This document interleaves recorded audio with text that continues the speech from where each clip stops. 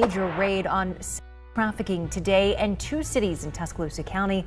Investigators raiding 3 massage parlors. America, the happy ending massage parlor business just got a whole lot less happier in Alabama. The West Alabama Human Trafficking Task Force just took down 3 Chinese massage parlors in a coordinated raid that exposes a massive prostitution and human trafficking operation. 9 women were found living inside these businesses, and here's the kicker: this is just the tip of the iceberg. But what's really shocking is how these Chinese organized crime networks can shut down at one location and open up shop somewhere else within days.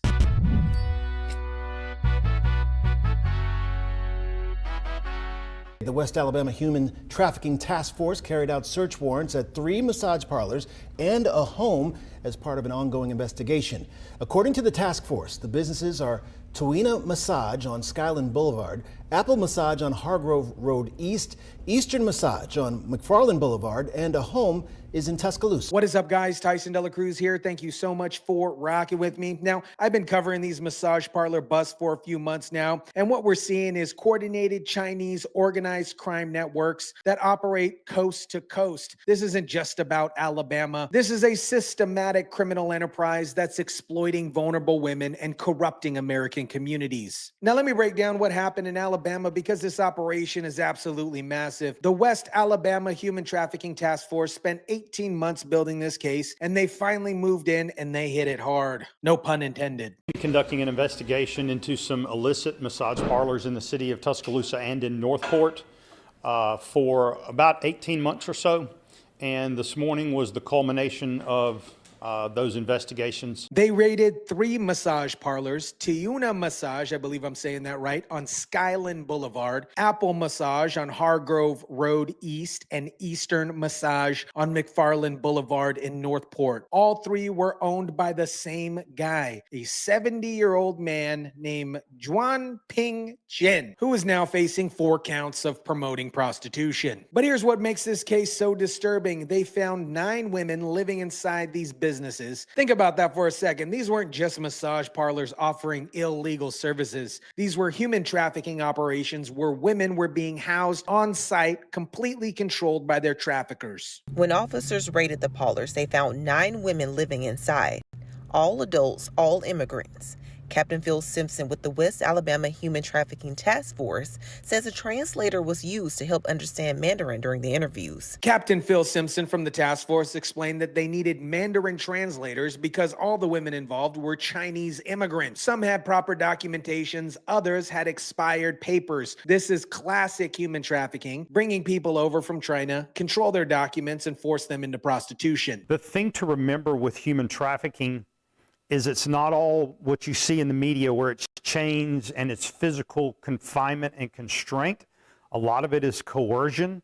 You talk about somebody who is in a very closed cultural situation where they have no knowledge of or very little knowledge of our culture. So how did authorities crack this case? It started with citizen complaints and observant business owners who knew something wasn't right. One business owner near Apple Massage told investigators that they noticed some suspicious behavior for months. People parking at the other side of the parking lot and walking to the business instead of parking right in front of it or near it. That's classic behavior for customers who knew they were doing something illegal. They didn't want to get their cars seen directly in front of these establishments. We sent undercovers into all of the different locations over this period of time, and so we were able to show a pattern of conduct. We also continued to get citizen complaints throughout that time. But here's what really gets me. Captain Simpson revealed that they have license plate numbers and know exactly who the regular customers are. These aren't just random guys stumbling into these places. These are repeat customers who knew exactly what they were paying for.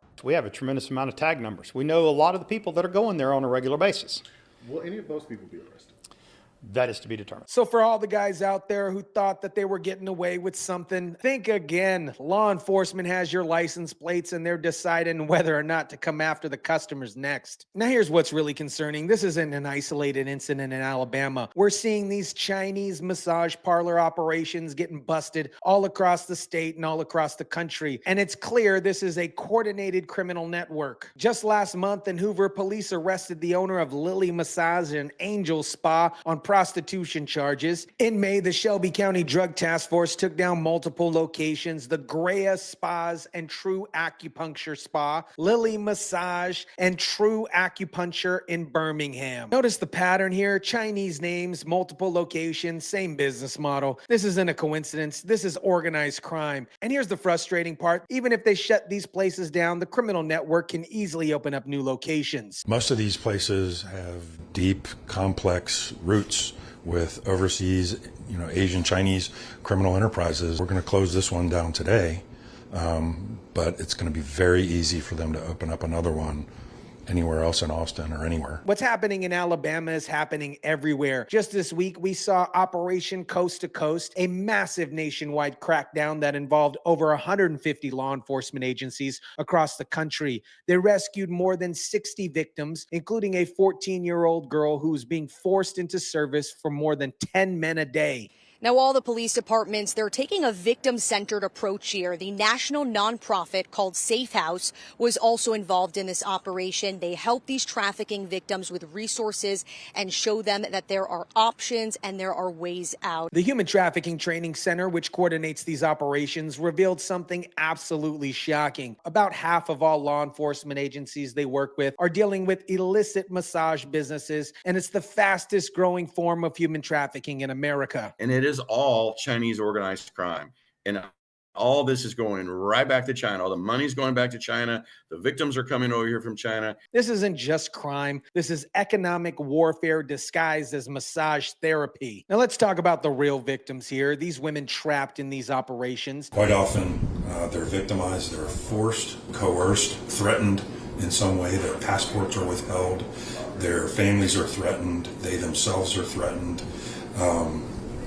They get hooked on some sort of drugs. These women aren't choosing this life. They're brought to America under false pretenses. Their documents are taken. Their families back in China are threatened. And they're told if they try to leave, they'll be alone in a foreign country with no help. The task force in Alabama is working with Homeland Security and the FBI to determine who are victims and who might be complicit. They're using translators and taking a victim-centered approach because many of these women have been so traumatized and controlled that they don't even realize that they can get help. One of the things that our federal partners help us with is where did they come from? How did they get here? What is their actual legal documentation and their immigrant status? Who's holding those documents?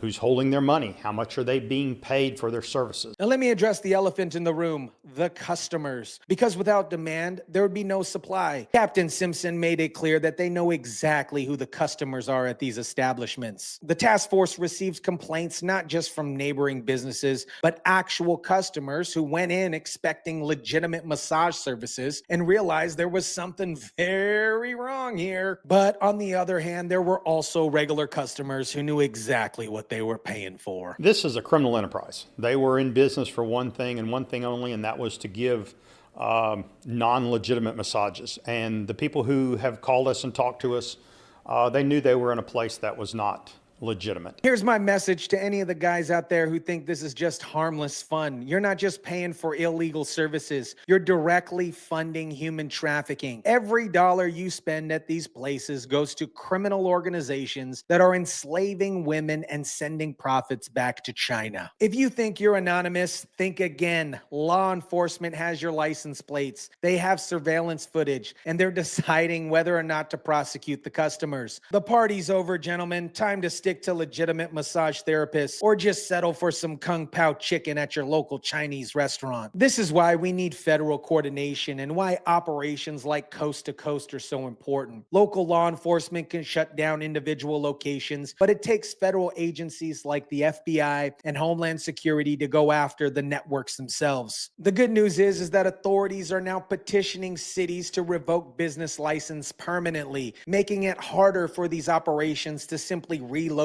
and reopen up under new names. America, the Alabama raids are just the latest example of how Chinese organized crime networks are operating in plain sight in our communities. From Tuscaloosa to Austin to cities across the country, these human trafficking operations are disguising themselves as legitimate businesses while enslaving women and corrupting our neighborhoods. The solution isn't complicated. We need continued federal coordination, aggressive prosecution for both operators operators and customers, and communities that are willing to report suspicious activity. When business owners and residents speak up, law enforcement can act. And for anyone thinking about becoming a customer at these establishments, remember, you're not just breaking the law, you're directly funding human trafficking and organized crime. The women in these places aren't there by choice most of the time, and your money is going straight to Chinese criminal networks. The massage parlor raids in Alabama sent a clear message. Law enforcement is watching, they're coordinating, and they're coming for these networks. The days of operating with impunity are over. Let me know what you guys think about this. Drop it down in the comment section down below. Smash the like button if you kindly would. Share, subscribe, and as always, guys, I'll catch you on the next one.